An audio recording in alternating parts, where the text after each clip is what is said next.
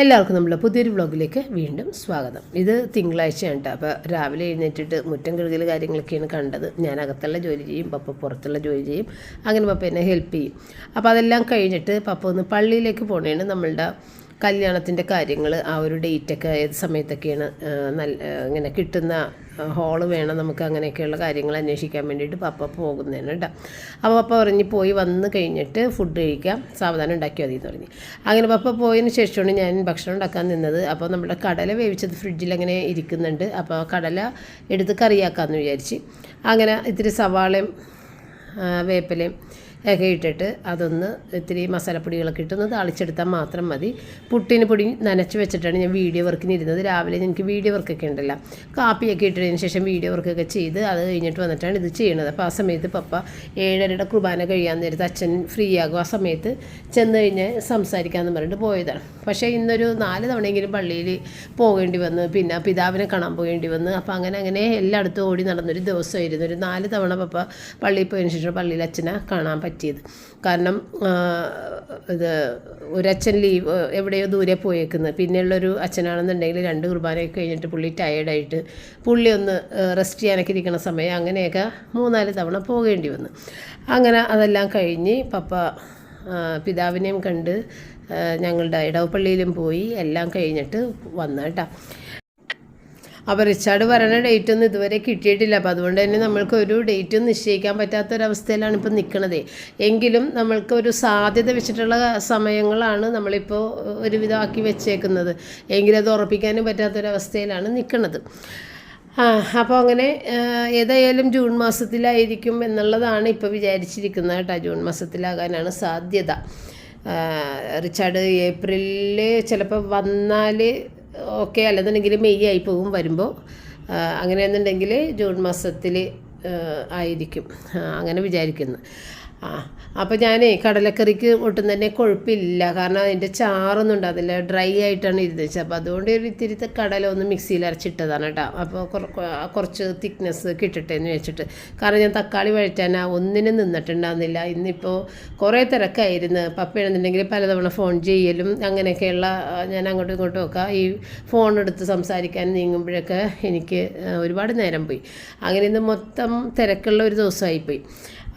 അപ്പോൾ പുട്ടും കടലക്കറിയൊക്കെ റെഡിയായി പപ്പക്ക് വേഗം കൊടുത്ത്, അത് കഴിഞ്ഞിട്ട് റയനാണെന്നുണ്ടെങ്കിൽ റയൻ്റെ ഓഫീസിൽ പോയിട്ട് പോകാനുള്ള സാധനങ്ങളൊക്കെ എടുക്കണം. സാധനങ്ങളെന്ന് പറഞ്ഞു കഴിഞ്ഞാൽ ഓഫീസിൽ നിന്ന് കൊടുക്കുമല്ല, കഴിഞ്ഞ തവണയൊക്കെ കണ്ടിട്ടില്ലേ, ബോലർ സ്യൂട്ടും യൂണിഫോമും എല്ലാം അവിടെ നിന്ന് കൊടുക്കൂലേ, അപ്പോൾ അത് എടുക്കാൻ വേണ്ടിയിട്ട് പോകണം.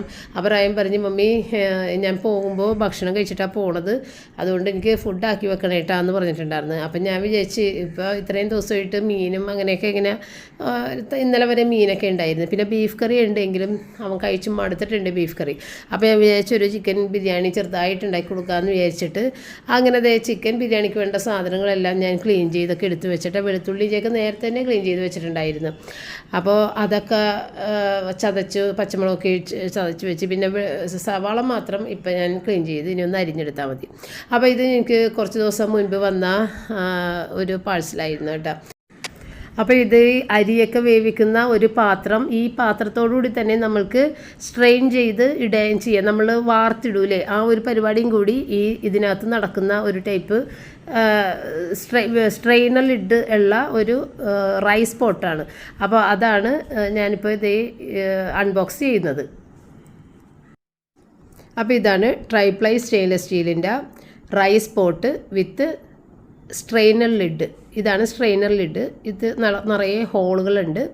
അപ്പോൾ നമുക്ക് ഇതിനകത്ത് ഇപ്പോൾ അരി മാത്രമല്ല കേട്ടോ, എന്ത് സാധനങ്ങളും വേണമെങ്കിൽ, ഇപ്പോൾ ന്യൂഡിൽസ്, പാസ്ത, കോണ്, ഇത് വെജിറ്റബിൾസ് ബോയിൽ ചെയ്തിട്ട് ഒക്കെ നമുക്ക് സ്ട്രെയിൻ ചെയ്ത് നല്ല ഈസി ആയിട്ട് എടുക്കാം. ഇതിൻ്റെ ഹാൻഡിൽ അടിപൊളിയാണ് കേട്ടോ. കാരണം എന്ന് വെച്ച് കഴിഞ്ഞാൽ നമ്മളുടെ കയ്യും പൊള്ളൂല. അത് തിരിച്ച് വെച്ച് കഴിഞ്ഞിട്ടുണ്ടെന്നുണ്ടെങ്കിൽ അപ്പോൾ തന്നെ ലോക്കായിട്ട് അത് തുറന്നു പോകാതിരിക്കുകയും ചെയ്യും. അപ്പോൾ ഈ ഒരു ലിഡ് അതിൻ്റെ ഹാൻഡിലും നമുക്ക് ഒട്ടും തന്നെ കൈയൊന്നും പൊള്ളാതെ എടുക്കാൻ പറ്റും. അതുപോലെ തന്നെ 3 ലെയർ കോട്ടിങ്ങോട് കൂടിയ നല്ല ഹെവി ബോഡിയാണ് ഇതിന് കൊടുത്തേക്കുന്നത്. അതുപോലെ ഈ ഒരു സാൻഡ്വിച്ച് ബോട്ടം, ഇതിൽ നമ്മൾക്ക് പാചകം ചെയ്യാം. സാൻഡ്വിച്ച് ബോട്ടം ഇതുകൊണ്ട് തന്നെ നമുക്ക് എന്ത് പാചകങ്ങളിനകത്ത് വഴറ്റല എന്ത് വേണമെങ്കിലും ചെയ്തിട്ട് പാചകവും ചെയ്യാം. അപ്പോൾ റൈസ് വെക്കാൻ വേണ്ടി മാത്രമല്ല എന്ത് കാര്യത്തിനും യൂസ് ചെയ്യുക കേട്ടോ. സ്ട്രെയിനർ ഇത് ഊറ്റിക്കളയാൻ വെള്ളമുണ്ടെങ്കിൽ സ്ട്രെയിനർ യൂസ് ചെയ്യുക, അല്ലെന്നുണ്ടെങ്കിൽ സാധാരണ പോലെ യൂസ് ചെയ്യുക കേട്ടോ. അപ്പോൾ ഇതിൻ്റെ ഈ ഒരു ഹാൻഡിലെന്ന് പറയുന്നത് ഒരു ലോക്കിംഗ് പോലെ നമുക്ക് ഫ്ലിപ്പ് ചെയ്തിട്ട് ആ ഒരു ലോക്ക് ചെയ്ത് നമുക്ക് വെള്ളമൊക്കെ വാർത്തിടാൻ ഇങ്ങനെ ഇടാൻ സാധിക്കും കേട്ടോ. കയ്യും പൊള്ളൂല, ഒന്നുമില്ല. അതുപോലെ തന്നെ പ്രീമിയം ക്വാളിറ്റിയുള്ള സ്റ്റെയിൻലെസ് സ്റ്റീലുമാണ്. 3 ലെയർ കോട്ടിങ് ഉണ്ട്. അതുപോലെ ഇത് ഫുഡിൽ കെമിക്കൽ കോട്ടിംഗ് ഒന്നും ഇല്ലാത്തതുകൊണ്ട് തന്നെ ഫുഡുമായിട്ട് റിയാക്ഷൻ ഒന്നും തന്നെ നടക്കുന്നില്ല. അതുകൊണ്ട് ഫുഡ് ടേസ്റ്റി ആയിരിക്കും. 100% ഫുഡ് സേഫുമാണ്. ഒരു കെമിക്കൽ ഇതിനകത്ത് നമുക്ക് ഇല്ലാത്തത് കൊണ്ട് കുഞ്ഞു കുട്ടികൾക്ക് വരെ ഫുഡ് ഇതിനകത്ത് ധൈര്യപൂർവ്വം നമുക്ക് പാചകം ചെയ്യാം. അതുപോലെ ബേണിങ്ങും സ്റ്റിക്കിങ്ങും ഒക്കെ വളരെയധികം കുറവാണ്. ക്ലീൻ ചെയ്യാനും വളരെ ഈസിയാണ്. അപ്പോൾ എപ്പോഴും ഞാൻ പറയുന്ന പോലെ ഈ കാണിക്കുന്ന ഗ്ലാഡിസ് എന്നുള്ള കൂപ്പൺ കോഡ് യൂസ് ചെയ്ത് മേടിച്ചാൽ 12% നിങ്ങൾക്ക് അഡീഷണൽ ഡിസ്കൗണ്ട് കിട്ടും. പിന്നെ ഇതിൻ്റെ ലിങ്കും അതുപോലെ ഇൻഡസ് വാലിയുടെ സൈറ്റിൻ്റെ ലിങ്കും എല്ലാം ഞാൻ ഡിസ്ക്രിപ്ഷൻ ബോക്സിൽ കൊടുത്തേക്കാം. കയറി നോക്കാം, കുറേ പുതിയ പാത്രങ്ങളൊക്കെ വന്നിട്ടുണ്ട്. അപ്പോൾ ഇനി നമ്മൾ ഇതിനകത്തുള്ള പാചകം കൂടി ഒന്ന് കാണാം. അങ്ങനെ ഞാൻ ഏതായാലും ഇന്നത്തെ ബിരിയാണിക്ക് സവാള വറുക്കാൻ വേണ്ടിയിട്ട് ഇൻഡസ് വാലിയുടെ തന്നെ ഈ ഒരു ബിരിയാണി പോട്ടാണ് എടുത്തത്. ഇതിനകത്താണ് ഞാൻ ബിരിയാണി ഉണ്ടാക്കാൻ പോണത്. അപ്പോൾ റൈസ് മാത്രമല്ല നമ്മൾ മറ്റേതിൽ വേവിക്കുക. അപ്പോൾ ദമ്മൊക്കെ ഇടാൻ വേണ്ടിയിട്ട് നമുക്ക് ബിരിയാണി പോട്ട് വേണം. അപ്പോൾ സവാള അരിഞ്ഞ് പിന്നെ വെജിറ്റബിൾ ഓയിലും കൂടി ഒഴിച്ചിട്ട് അതൊന്ന് വഴറ്റിയെടുത്ത് ഞാൻ എപ്പോഴും ചെയ്യുന്ന പോലെ തന്നെ ബിരിയാണിയാണ് കേട്ടോ അതിന് വെക്കണത്. അപ്പോൾ റയൻ പോകാനായിട്ടുള്ള ദിവസങ്ങളായിട്ട് വരുന്നത് കൊണ്ട് തന്നെ ഈ റയന് ഒരു ദിവസമെങ്കിലും ബിരിയാണി ഒന്നും കൂടി വെച്ച് കൊടുക്കണമെന്നുണ്ടായിരുന്നു. അപ്പോൾ റയന് വേണ്ട ഇപ്പോൾ കഴിക്കാനുള്ള മൂടൊന്നുമില്ല എന്ന് പറഞ്ഞെങ്കിലും ഞാൻ വീണ്ടും ഉണ്ടാക്കണേണ് ബിരിയാണി. ബീഫ് കറിയൊക്കെ ഫ്രിഡ്ജിൽ ഇരിക്കുന്നുണ്ട്, പക്ഷേ അത് 2 ദിവസം കഴിച്ച് കഴിയുമ്പോഴത്തേക്കും മടുക്കുമല്ല. അതാണ് ശനിയാഴ്ച തുടങ്ങിയിട്ട് നമ്മൾ കഴിക്കണല്ലേ. അങ്ങനെ ഞാൻ സവാള വറുത്തിട്ട് തീയൊക്കെ ഓഫ് ചെയ്തേട്ടാ. തീ ഓഫ് ചെയ്തിട്ടേക്കണേണ്. എന്നിട്ട് സവാള വറുത്തതിൻ്റെ കൂട്ടത്തിൽ നിന്ന് ഗാർണിഷ് ചെയ്യാനുള്ള അങ്ങോട്ട് മാറ്റിയിട്ട് തക്കാളി അരിഞ്ഞതും വെളുത്തുള്ളി ഇഞ്ചി പച്ചമുളക് ചതച്ചതും തൈരും ഉപ്പും ഗരം മസാലയും മഞ്ഞൾപ്പൊടി കൂടി ചേർത്ത് ചിക്കനും കൂടി ഇട്ടിട്ട് അതൊന്ന് മാരിനേറ്റ് ചെയ്ത് കുറച്ച് നേരം വെക്കണം. ആ സമയത്ത് നമുക്ക് റൈസ് വേവിച്ചെടുക്കാം കേട്ടോ.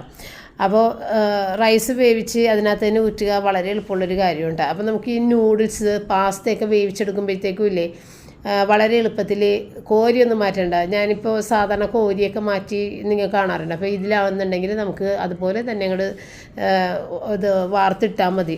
സ്ട്രെയിനറിലൂടെ എല്ലാം നല്ല നീറ്റായിട്ട് പോയി ഡ്രൈ ആയിട്ടിരിക്കും കേട്ടോ. അപ്പോൾ നമ്മുടെ ചിക്കൻ ഒന്ന് മാരിനേറ്റ് ചെയ്ത് അവിടെ ഒന്ന് മൂടി വെച്ചേട്ടാ. അപ്പോൾ ഈ ബിരിയാണി ഉണ്ടാക്കലൊക്കെ വലിയൊരു പണിയായിട്ട് കാണുന്ന ആളുകളാണ് ഭൂരിഭാഗം ആളുകളെന്ന് ഇങ്ങനെ കമൻസിലൂടെ എനിക്ക് മനസ്സിലാകാറുണ്ട്. കാരണം കുറേ കമൻസ് ഇങ്ങനെ കാണാറുണ്ട്. ബിരിയാണി എന്നൊക്കെ പറഞ്ഞത് ഒരു ചടങ്ങാണ് ഉണ്ടാക്കിയെടുക്കുക എന്നുള്ളത്. പക്ഷേ സ്വപ്നം എങ്ങനെ ഉണ്ടാക്കണത് കണ്ട് ഇപ്പോൾ ബിരിയാണി എന്ന് പറയുന്നത് വളരെ എളുപ്പത്തിലുള്ള ഒരു ജോലിയായിട്ട് മാറി. ഒരു കുഴപ്പമോ ഒരു പേടിയോ ഒന്നും തോന്നാതെ വേഗം ഉണ്ടാക്കാൻ സാധിക്കുന്നുണ്ട് എന്നൊക്കെ കമൻസ് കാണുമ്പോൾ ഭയങ്കര സന്തോഷം. അപ്പോൾ അതേ നമ്മളുടെ പുതിയ പാത്രത്തിലേക്ക് നമ്മൾ ഇത്തിരി ഉപ്പും മുഴുവൻ മസാലയൊക്കെ ഇട്ടിട്ട് അരി കഴുകി വെച്ചിട്ടുണ്ട്. അതും കൂടി ഇട്ടിട്ട് വേവിക്കാൻ പോകണം കേട്ടോ. അപ്പം ഞാനിങ്ങനെ വേവ് നോക്കിയിട്ട് ഒരു 3/4 ഭാഗം ഒരു 90% വേവാകുമ്പോൾ അങ്ങോട്ട് വാർത്തിടുമെന്ന് വെച്ച് കഴിഞ്ഞാൽ അതങ്ങനെ അടഞ്ഞിരുന്നിട്ട് കുറച്ചുകൂടി വേവ് അതിനകത്ത് കിട്ടും. അപ്പോൾ പാകത്തിന് വെന്ത് കഴിഞ്ഞിട്ടുണ്ടെങ്കിൽ ഓവറായിട്ട് വെന്ത് പോകും ഇത് അടഞ്ഞിരിക്കുമ്പോൾ. അപ്പോൾ അത് അനുസരിച്ചിട്ട് വേണം എടുക്കാൻ. അപ്പോൾ ഏത് റൈസാണ് ഈ ഉപയോഗിക്കുക എന്നുള്ളത് മിക്കവാറും ചോദിക്കാറുണ്ട്. ഇപ്പം ഞാൻ ഉപയോഗിക്കുന്നത് വൈറ്റ് സെല്ല റൈസ് മാത്രമാണ് ഉപയോഗിക്കുന്നത് കേട്ടോ. നേരത്തെ ഞാൻ ജീരകശാല റൈസ് മാത്രമേ ഉപയോഗിക്കുകയുള്ളൂ. കാരണം ഞാൻ എൻ്റെ ബഡ്ജറ്റ് നോക്കിയിട്ടൊക്കെ മേടിക്കുകയുള്ളൂ. ഇപ്പോൾ കുട്ടികൾ അവരുടെ ആവശ്യത്തിനനുസരിച്ച് അവർ പൈസ ചിലവാക്കുമ്പോൾ അവർ പറഞ്ഞത് ഞാൻ മേടിക്കും, അത്രയേ ഉള്ളൂ. അപ്പോൾ എൻ്റേതായ ചിലവിൽ പോകുമ്പോൾ ഞാൻ ജീരകശാല റൈസൊക്കെ മേടിക്കുകയുള്ളൂ. ഇത് ഇത്തിരി കൂടിയ അരിയാണ്, 120 രൂപ അങ്ങനെയൊക്കെയോ വിലയുണ്ട് ഇതിന്. ഞാൻ ശരിക്കും അതിൻ്റെ വില നോക്കിയിട്ടില്ല. പപ്പയാണ് മേടിച്ചൊക്കെ കൊണ്ടുവരണത്. അപ്പോൾ അതുകൊണ്ട് പിള്ളേർ പറഞ്ഞ അനുസരിച്ചിട്ട് ഞാനിപ്പോൾ ഈ ഒരു റൈസ്, ഇത് നല്ല അടിപൊളി റൈസാണ്, വൈറ്റ് സെല്ല റൈസ്. പിന്നെ ഇതിൻ്റെ ഗോൾഡൻ സെല്ലയും ഉണ്ട്. ഗോൾഡൻ സെല്ല എന്ന് പറയുമ്പോൾ നല്ല വേവുണ്ടാവും. നമ്മുടെ ചോറ് വെക്കണ പുഴുക്കലരിയാണത്. ശരിക്കും ഈ ബിരിയാണിയുടെ തന്നെ പുഴുക്കലരി ഉണ്ട്, പച്ചരിയും ഉണ്ട്. അപ്പോൾ അത് ബിരിയാണിയുടെ പുഴുക്കലരി റൈസാണ്. അത് കുറച്ചും കൂടി വേവുണ്ടാവും, ഒരിക്കലും ഉടഞ്ഞൊന്നും പോവില്ല. മന്തിക്കൊക്കെ അത് നല്ലതാണ്. അപ്പോൾ അത് നമ്മുടെ പാത്രം ഇതുപോലെ വെക്കാം. പിന്നെ നമുക്ക് വേറെ പാത്രത്തിലേക്കാണ് വാർത്തിടണമെന്നുണ്ടെങ്കിൽ പാത്രത്തിലേക്ക് ഇതുപോലെ വാർത്തിടാം കേട്ടോ. ഇപ്പം ഞാൻ ഏതായാലും അങ്ങനെ നേരിട്ട് അങ്ങോട്ട് ഫോട്ടോയെന്ന് വിചാരിച്ച് അങ്ങനെ വെക്കും കേട്ടോ. അപ്പോൾ ഇനി വേണ്ട ഇങ്ങനെ ഒരു നേരിട്ട് അതിനകത്തേക്ക് ഒഴിക്കാത്ത ആളുകളുണ്ട്, ചൂടുവെള്ളം ഒഴിച്ച് കഴിഞ്ഞാൽ അവിടെ ഉരുകിപ്പോകുമെന്നൊക്കെ വിചാരിക്കുന്ന ആളുകളുണ്ടെങ്കിൽ ഇതുപോലെ എടുത്ത് വെക്കാം കേട്ടോ. അപ്പോൾ ഒരു രീതിയിലും ഇത് തുറന്നു പോകില്ല. ആ ഒരു ഫ്ലിപ്പ് എന്ന രീതിയിലുള്ള ആ ഒരു ലോക്ക് ഹാൻഡിലുകൾ അതിലിങ്ങനെ പിടിച്ചിരുന്നോളും, അത് ഒരിക്കലും തുറന്നു പോകില്ല കേട്ടോ. അപ്പോൾ ഇത് അടിപൊളിയാണ്. എനിക്ക് നന്നായിട്ട് ഇഷ്ടപ്പെട്ട ഒരു സ്ട്രെയിനറാണ്. നമുക്ക് എന്ത് വേണമെന്നുണ്ടെങ്കിലും വേവിച്ച് ഊറ്റിയൊക്കെ എടുക്കാൻ എളുപ്പമാണ്. അപ്പോൾ അതവിടെ കിടക്കട്ടെ. ഇനി നമ്മൾക്ക് നമ്മുടെ ബിരിയാണിയുടെ ഏറ്റവും അവസാനത്തെ ഭാഗം ഈ ഒരു മല്ലിയില ഇട്ടിട്ട് നേരെ ഇനി റൈസിൻ്റെ ഇതിലേക്ക് ദമ്മിടാൻ പോകണം. അപ്പോൾ ബിരിയാണിയുടെ കറിയുടെ വേവ് കഴിഞ്ഞിട്ടുണ്ട്. ഏറ്റവും അവസാനമാണ് നമ്മൾ മല്ലിയില ഇടണം കേട്ടോ. പക്ഷേ ഈ ഒരു സമയം ആയപ്പോഴത്തേക്കും എനിക്ക് ഫോൺ കോൾ വന്ന് അങ്ങനെ പിന്നെ ഞാൻ ആ ഫോൺ കോൾ എടുത്ത് ഇന്നത്തെ ദിവസം അങ്ങനെ ആയിരുന്നു. ഒത്തിരി കോളുകൾ വന്ന് ആകെ ടയേർഡായിപ്പോയൊരു ദിവസമായിരുന്നു. അതായത് ഇങ്ങനെ ഈ കോളുകൾ വരുമ്പോൾ സംസാരിക്കുമ്പോഴൊക്കെ എനിക്ക് വല്ലാത്ത ഒരവസ്ഥയാണ്. എനിക്ക് അങ്ങനെയാണ്. വീട്ടിലുള്ള ജോലികളൊക്കെ ഓടി നടന്ന് ചെയ്യാൻ എനിക്ക് ഒരു ബുദ്ധിമുട്ടില്ല. ഒന്ന് പുറത്തേക്ക് ഇറങ്ങാൻ പറഞ്ഞു കഴിഞ്ഞാൽ എനിക്ക് ഭയങ്കര ബുദ്ധിമുട്ടാണ്. അതുപോലെ ഫോൺ കോൾ അറ്റൻഡ് ചെയ്യുക ഞാനൊക്കെ തളർന്നു പോകണ ഒരു കാര്യമാണ്. ഇതൊക്കെ കേട്ടാൽ എനിക്ക് എന്തെങ്കിലും കുഴപ്പമുണ്ടാകുമെന്ന് നിങ്ങൾ ചിന്തിച്ചു പോകും. എന്നെ സംബന്ധിച്ച് എനിക്ക് അങ്ങനെയാണ്. എനിക്ക് 2-3 കോളൊക്കെ അറ്റൻഡ് ചെയ്ത് കഴിഞ്ഞാൽ എനിക്ക് കിടക്കണം, പിന്നെ തലകറക്കമൊക്കെ വരും. എനിക്ക് ഒട്ടും പറ്റില്ല അങ്ങനെ കുറേ നേരം സംസാരിക്കാനൊക്കെ. അപ്പോൾ അതൊക്കെ കൊണ്ട് തന്നെയും കോളുകൾ ഭൂരിഭാഗം അറ്റൻഡ് ചെയ്യണതൊക്കെ പപ്പ തന്നെ ആയിരിക്കും. ഒഴിച്ചുകൂടാനാവാത്തത് മാത്രമേ ഞാൻ കോൾ അറ്റൻഡ് ചെയ്യുള്ളൂ. ഒരാളെപ്പോലും ഞാനങ്ങനെ വിളിക്കാറുമില്ല. വിളിച്ചു കഴിഞ്ഞാൽ എനിക്ക് സംസാരിക്കാൻ എനിക്ക് ബുദ്ധിമുട്ടാവും. അതുകൊണ്ട് ഞാൻ വിളിക്കാറില്ല. എന്തെങ്കിലും അത്യാവശ്യം ഉണ്ടെങ്കിൽ ഞാൻ വോയിസ് മെസ്സേജാണ് ഇടുക വാട്സാപ്പിൽ. അപ്പോൾ ഇതേ നമ്മുടെ ബിരിയാണി റൈസൊക്കെ എടുത്തിട്ടിട്ടുണ്ട്. 1 കിലോയിൽ കൂടുതൽ റൈസ് എടുത്തിട്ടുണ്ട്. അതുകൊണ്ട് ഞാൻ വേറൊരു പാത്രത്തിലും കൂടി വേവിച്ചിട്ടുണ്ടായിരുന്നു. അങ്ങനെ അതിട്ട് അപ്പോൾ ആ ഫോൺ കോൾ അറ്റൻഡ് ചെയ്തുകൊണ്ടാണ് ഞാൻ ഇതെല്ലാം ചെയ്യണത് കേട്ടോ. കാരണം ഒഴിച്ചു കൂടാനാവാത്ത ഒരു ഫോൺ കോളാണ് വന്നേക്കണത്. അപ്പോൾ അത് അറ്റൻഡ് ചെയ്തുകൊണ്ട് തന്നെ ഞാനിതവിടെ സ്പീക്കർ ഫോണിൽ ഇട്ടിട്ടുണ്ട്. എന്നിട്ടാണ് ഇതിൻ്റെ നെയ്യൊക്കെ ഇട്ടത്. പിന്നെ ഒറ്റ കൈ വെച്ച് തന്നെ എല്ലാം ഇട്ടുണ്ട്, കാരണം മറ്റേ കയ്യിൽ ഫോണുമുണ്ട്. പിന്നെ ഞാൻ ഇതിനകത്ത് ഇത്തിരി റോസ് വാട്ടർ കൂടി ഇട്ട് അത് ഫോണൊക്കെ ഓഫ് ചെയ്ത് കഴിഞ്ഞിട്ടാണ് ഇട്ടത്. പിന്നീട് ഇട്ടത് ഇടുന്നതിന് മുമ്പ് തന്നെ ഞാൻ മൂടി വെച്ച് കഴിഞ്ഞിട്ടാണ് പിന്നീട് ഓഫ് ചെയ്ത് കഴിഞ്ഞ് ഫോണൊക്കെ മാറ്റി വെച്ചതിന് ശേഷമാണ് ഈ റോസ് വാട്ടർ ഇട്ട് കൊടുത്തത് കേട്ടോ. അപ്പം നെയ്യും ഇട്ട് വറുത്ത സവാളയും പിന്നെ മുന്തിരിയൊന്നും ഉണ്ടായിരുന്നില്ല. മുന്തിരിയും കശുവണ്ടിയൊന്നും ഇല്ലായിരുന്നു. പിന്നെ പപ്പ അത് കഴിക്കണില്ലല്ലോ, അതുകൊണ്ട് കുഴപ്പമില്ല. പപ്പക്ക് നമ്മൾ ബിരിയാണി വെക്കണമെങ്കിൽ കശുവണ്ടി അത്യാവശ്യമാണ്. മുന്തിരി ഇല്ലെങ്കിലും കുഴപ്പമില്ല, കശുവണ്ടി അത്യാവശ്യം. അപ്പോൾ ഇത് ഏതായാലും ഞാനും റയനും മാത്രമേ കഴിക്കുള്ളൂ. അങ്ങനെ ഞാനത് ഒരു 10 മിനിറ്റോളം ദം ചെയ്ത്, അപ്പോൾ നമ്മളുടെ ബിരിയാണിയുടെ റയന് പോകാൻ നേരമായി. അപ്പോൾ ബിരിയാണി ശരിക്കും പറഞ്ഞാൽ ഭയങ്കര ചൂടായിട്ടിരിക്കണം കേട്ടോ. തുറന്ന് അപ്പം തന്നെ വിളമ്പണം, കാരണം റയന് 1 മണിക്ക് പോകണമെന്ന് പറഞ്ഞ്. അങ്ങനെ ഞാൻ വിചാരിച്ചേ ഏതായാലും അവന് വേണ്ടി മാത്രം കുറച്ച് ഇതിനകത്ത് നിന്ന് എടുത്തിട്ട് കൊടുത്തിട്ട് പിന്നെ അനക്കാതെ കുറച്ച് നേരം വെച്ച് അതിൻ്റെ ചൂട് ഇത്തിരി ഇരുന്നിട്ട് മിക്സ് ചെയ്തെടുക്കാമെന്ന് വിചാരിച്ചേട്ടാ. അപ്പോൾ അത് അവന് മാത്രമായിട്ട് വേഗം അങ്ങോട്ട് കൊടുത്ത് വിടണേ കേട്ടോ. അപ്പോൾ എന്താ വെച്ച് കഴിഞ്ഞാൽ ഈ റൈസ് ഇങ്ങനെ വെന്തിരിക്കുവേ ചൂടോടുകൂടി എടുക്കുമ്പോൾ. അതൊന്ന് ആറിയിട്ട് എടുക്കുമ്പോഴാണ് ഉടഞ്ഞു പോകാതെ കിട്ടണത്. അപ്പം റയൻ പറഞ്ഞു, മമ്മി എന്താ റൈസ് വെന്തിട്ടുണ്ടല്ലോ എന്ന് പറഞ്ഞു. ഞാൻ പറഞ്ഞു അത് ചൂടോട് കൂടി എടുത്തിട്ടാണ്, കാരണം നിനക്ക് തിരക്കായതുകൊണ്ട് ഞാനിത് കുത്തി അടിയിൽ നിന്നൊക്കെ ഇങ്ങനെ കുറച്ച് കറിയായിട്ട് എടുക്കണ്ടേ, അപ്പോൾ അതുകൊണ്ടാണ് അത് കുഴഞ്ഞ പോലെ തോന്നണത്. പക്ഷേ കുഴഞ്ഞിട്ടില്ല. അങ്ങനെ റയൻ പോയി കഴിഞ്ഞിട്ടാ ഭക്ഷണമൊക്കെ കഴിച്ച് അവൻ പോയി. അവൻ വളരെ കുറച്ചേ കഴിച്ചുള്ളൂ കേട്ടോ. അവനിങ്ങനെ ടെൻഷനായിട്ടാണ് പോയേക്കണം. അപ്പോൾ അതുകൊണ്ട് വളരെ കുറച്ചേ കഴിച്ചിട്ടുള്ളൂ. പിന്നെ എനിക്ക് കഴിക്കാൻ വേണ്ടിയിട്ട് ഇപ്പോഴാണ് എടുത്തത് കേട്ടോ. ഇതൊക്കെ ആറി ഇപ്പം നല്ല രീതിക്ക് പാകത്തിലുള്ള ചൂട് മാത്രമേ ഉള്ളൂ. അപ്പോൾ റൈസൊക്കെ എടുത്ത് മാറ്റിയിട്ട് ഇതൊന്ന് മിക്സ് ചെയ്ത് ഞാനെടുത്തു. അപ്പോൾ ഈ സമയം ഇപ്പോൾ എനിക്ക് നന്നായിട്ട് വിശക്കുന്നുണ്ട്. 2:30 മണിയൊക്കെ കഴിഞ്ഞിട്ടുണ്ട്. അങ്ങനെ ഞാനെടുത്ത് കഴിച്ചു. അപ്പോൾ അതിൻ്റെ ഇടയ്ക്ക് റയൻ്റെ കൂടെ തന്നെ പപ്പക്ക് ഞാൻ ചോറ് കൊടുത്തിട്ടുണ്ടായിരുന്നു. പപ്പക്ക് കുക്കറിൽ വേറെ ചോറ് വെച്ചിട്ടുണ്ടായിരുന്നു. പിന്നെ ബീഫ് കറിയുണ്ട്, കടലക്കറിയുണ്ട്, അതും കൂട്ടിയിട്ട് പപ്പക്ക് ഞാൻ കൊടുത്തിട്ടുണ്ടായിരുന്നു. അപ്പോൾ റയന് മുട്ടയെന്ന് വെച്ചിട്ടുണ്ടായിരുന്നില്ല കേട്ടോ. ഇത് കഴിഞ്ഞ ദിവസം 2 മുട്ട ബാക്കി വന്നില്ലേ, ആ മുട്ട ഫ്രിഡ്ജിൽ വെച്ചതായിരുന്നു കഴിഞ്ഞ ഞായറാഴ്ച. ആ മുട്ട എടുത്തിട്ടാണ് ഇപ്പോൾ. അപ്പോൾ റയന് മുട്ടയൊന്നും വേണമെന്ന് പറഞ്ഞു. അപ്പോൾ ഒരു മുട്ട ഞാൻ പപ്പക്ക് ചോറിനാനായിട്ടും കൊടുത്തിട്ടുണ്ടായിരുന്നു. ഒരെണ്ണം ഞാനും കഴിക്കാനെടുത്ത്, അല്ലെങ്കിൽ പിന്നെ അതും വെറുതെ പോകണ്ടല്ലോ എന്ന് വിചാരിച്ചിട്ട്. റൂബിക്കാണെങ്കിൽ ഞാൻ ചിക്കനെല്ലാം വേവിച്ച് വെച്ചേക്കണോണ്ട് അവൾക്ക് ഇന്ന് മുട്ട വേണ്ട. അങ്ങനെ ഞാൻ ബിരിയാണി എൻജോയ് ചെയ്ത് കഴിച്ച് അതെല്ലാം കഴിഞ്ഞ് ഇത്തിരി വീഡിയോ എഡിറ്റ് ചെയ്യാൻ വേണ്ടിയിട്ട് ഇരുന്ന് കഴിഞ്ഞപ്പോഴത്തേക്കും നമ്മുടെ റയൻ എത്തി. ഏറെക്കുറെ ഒരു 3-3:30 മണിയായപ്പോഴാണ് റയൻ എത്തിയത്. ഞാൻ കൊച്ചിനായിട്ടൊന്നും ഇല്ല, പുതിയ മണം മാത്രമേ ഉള്ളൂ. ചേട്ടന്റെ പോകാനുള്ള ഉടുപ്പുകൾ വന്നതാണ്, പോയി എടുത്തുണ്ടോ വന്നാണ് ഓഫീസിൽ നിന്ന്. ഓടാ കൊച്ചിനെ കളിയാക്കല്ലേടാ, കൊച്ചൊക്കെ നോക്കാൻ നിൽക്കണേണ് മണക്കാൻ. ആംഗ്ലോ ഈസ്റ്റേൺ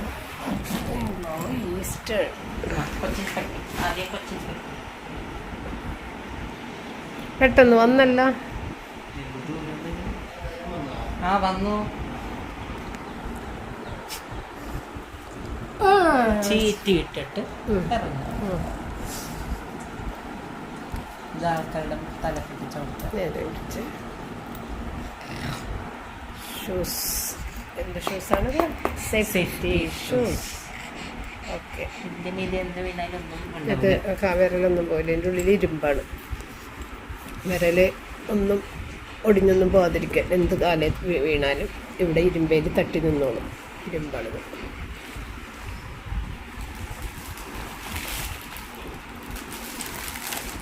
രണ്ട് ഷർട്ട്, ആംഗ്ലോ ഈസ്റ്റേണിന്റെ ടീഷർട്ട് തീർന്നുപോയി. അയ്യോ, ദാരിദ്ര്യമാണ് അവിടെ. അയ്യോ, അതുകൊണ്ട് ഒരു ഷർട്ട് അറിയാം.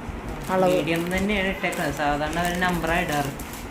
ഭർത്താവിനറിയാം, ആദ്യത്തെ ഷിപ്പിൽ പോയതുപോലെ തളപ്പായിട്ട് ഇങ്ങനെ തളപ്പ.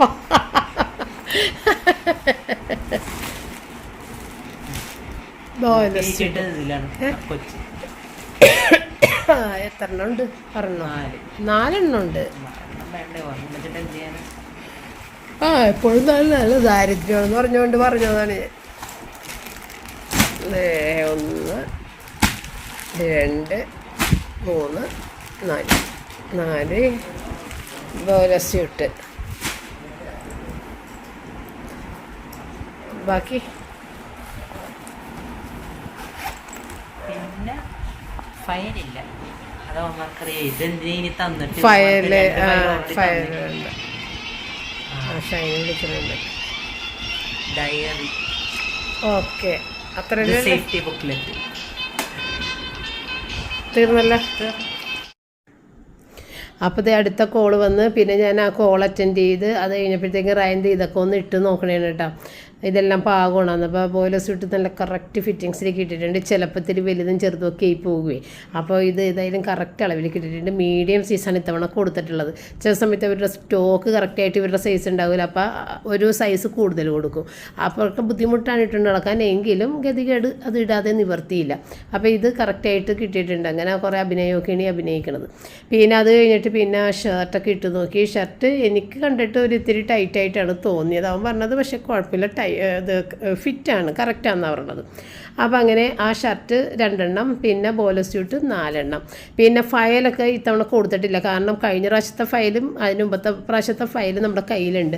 കഴിഞ്ഞ പ്രാവശ്യത്തെ ഫയലിൻ്റെ കവർ പോലും പൊട്ടിച്ചിട്ടില്ല. അതങ്ങനെ തന്നെ ഇവിടെ മാറ്റി വെച്ചിട്ടുണ്ട്. അതുകൊണ്ട് ഫയൽ ഇത്തവണ കൊടുത്തിട്ടില്ല. പിന്നെ എന്തോ ടീഷർട്ട് കൊടുത്തിട്ടില്ല. ഇപ്പോൾ അവന് ഇട്ടേക്കുന്ന ബ്ലൂ ഇല്ലേ, അത് കഴിഞ്ഞ പ്രാവശ്യത്തെ ആംഗ്ലോ ഈസ്റ്റേൺ കൊടുത്ത ടീഷർട്ടാണ്. ഇത്തവണ ഈ ടീഷർട്ട് ഇല്ല. അതുകൊണ്ടാണ് 2 യൂണിഫോം ഷർട്ട് കൊടുത്തേക്കണത് കേട്ടോ. അപ്പോൾ അതും കൂടിയിട്ട് ഒന്നിട്ട് നോക്കി. അത് കുഴപ്പമില്ലെന്നാണ് പറയണതെങ്കിലും എനിക്കെന്തോ അത് ഇത്തിരി ടൈറ്റായിട്ടാണ് തോന്നിയത്. അങ്ങനെ റയൻ്റെ കാര്യങ്ങൾ ഏറെക്കുറെ ആയിട്ടുണ്ട്. ഇനിയും ഡിലേ വരാതിരുന്നാൽ കൊള്ളാം. ഏതായാലും കല്യാണത്തിന് റയന് കൂടാൻ പറ്റില്ലെന്നുള്ളത് ഉറപ്പായി കഴിഞ്ഞ്. ഇനിയിപ്പോൾ അതിനെപ്പറ്റി ചിന്തിച്ചിട്ട് കാര്യമില്ല. അതങ്ങനെയാണ്, നമ്മൾ വിചാരിക്കുന്ന പോലെ ഒന്നും കാര്യങ്ങൾ നടക്കില്ല. ഇപ്പോൾ റയൻ കറക്റ്റായിട്ട് ഒക്ടോബറിൽ പോയിരുന്നെങ്കിൽ ഈ ജൂണിൽ റയന് വരാം.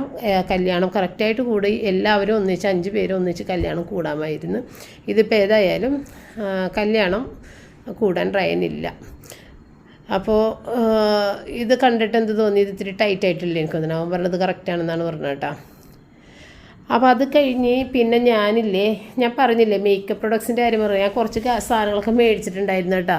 അതെല്ലാം വന്ന് കഴിഞ്ഞപ്പോഴാണ് ഞാൻ നിങ്ങളെ കാണിക്കണത്. അപ്പോൾ ഒരു ലാക്മേയുടെ ഈ ഒരു മോയ്സ്ചറൈസർ മേടിച്ചിട്ടുണ്ട്. പിന്നെ ഒരു പ്രൈമറാണത്.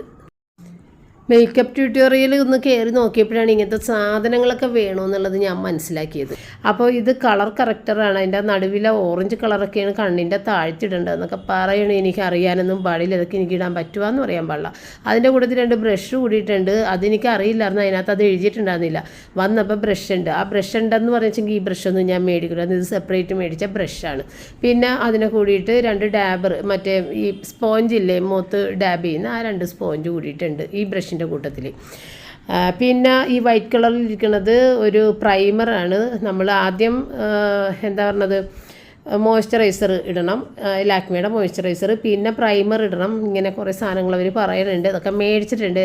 ഭയങ്കര വില കൂടിയതൊന്നും ഞാൻ മേടിച്ചില്ല, വളരെ വില കുറഞ്ഞതൊക്കെയാണ് മേടിച്ചേക്കുന്നത്. അപ്പോൾ ഈ ഒരു നെയിൽ പോളിഷിൻ്റെത് എനിക്ക് നെയിൽ പോളിഷ് അല്ല, ലിപ്സ്റ്റിക്ക് മാറ്റ് ഫിനിഷിങ് ആയിട്ട് വാട്ടർ പ്രൂഫ് ആയിട്ടുള്ള ഒരെണ്ണം ഞാനൊന്ന് ട്രൈ ചെയ്യാമെന്ന് വെച്ച് മേടിച്ചാണ്. ഇതിൻ്റെ 3 കളറും കൊള്ളൂല, ആ ഡാർക്ക് കളർ മാത്രമേ ഇട്ടിട്ട് ഭംഗിയുള്ളൂ, മറ്റുള്ളത് ഒട്ടും കൊള്ളൂല, മിക്സ് ചെയ്തിടേണ്ടി വരും. അപ്പോൾ അതങ്ങനെ ലിപ്സ്റ്റിക്ക് എൻ്റെ കയ്യിൽ വേറെ കുറേ ഉണ്ട്, പക്ഷേ എനിക്ക് മാറ്റ് ഫിനിഷിങ്ങും അതുപോലെ വാട്ടർ പ്രൂഫൊന്നും എൻ്റെ കയ്യിലില്ല, അതുകൊണ്ടൊന്ന് ട്രൈ ചെയ്യാൻ വേണ്ടിയിട്ട് മേടിച്ചതാണ്. അപ്പോൾ ഇത്രയും സാധനങ്ങളും മേടിച്ചിട്ടുണ്ട്. ഇതൊക്കെ ഉപയോഗിക്കുക എന്നൊന്നും എനിക്കറിയാൻ പാടില്ല, എങ്കിലും ഒന്ന് നോക്കാമെന്ന് വിചാരിച്ച്. എൻ്റെ മേക്കപ്പ് എന്ന് പറഞ്ഞു കഴിഞ്ഞാൽ ലിപ്സ്റ്റിക്കിലും കൺമഷിയിലും ഒതുങ്ങുന്നത്. ലിപ്സ്റ്റിക്കിൽ അതെനിക്ക് ജീവിക്കാൻ പറ്റില്ല. അപ്പോൾ ഈ 2 സാധനം, കൺമഷി, ലിപ്സ്റ്റിക്ക്, വേറെ പൗഡർ പോലും എനിക്ക് ആവശ്യമില്ല, ഞാനത് ഇടാറില്ല. എൻ്റെ കയ്യിലൊരു നല്ലൊരു ഫൗണ്ടേഷൻ ക്രീം ഉണ്ടായിരുന്നു, അതെനിക്ക് പ്രൊമോഷൻ്റെ ഭാഗമായി കിട്ടിയതായിരുന്നു, അതുകൊണ്ട് ഞാനത് ഉപയോഗിക്കുമായിരുന്നു ഇടയ്ക്ക്. അപ്പോൾ ഇതാണ് ഞാൻ നേരത്തെ എനിക്ക് പ്രൊമോഷന് കിട്ടിയെന്ന് പറഞ്ഞാൽ ആ ഒരു ഇത് ഫൗണ്ടേഷൻ. ഇത് നല്ല അടിപൊളിയാണ് കേട്ടോ, ഇത് ഇട്ട് കഴിഞ്ഞാൽ ഭയങ്കര ഫിനിഷിംഗ് ആണ് മുഖത്തിന്.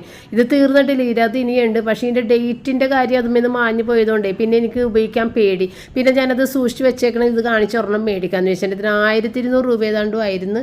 ഇത് 2-3 കൊല്ലത്തിന് മുമ്പ് കിട്ടിയപ്പോഴത്തേക്കും കേട്ടോ, ഞാൻ മേടിച്ചതല്ല. അപ്പോൾ ഇത്രയേ ഉള്ളൂ ഇന്നത്തെ വീഡിയോ. വൈൻഡപ്പ് ചെയ്യുന്നതിന് നമുക്ക് നാളെ വീണ്ടും കാണാം. താങ്ക്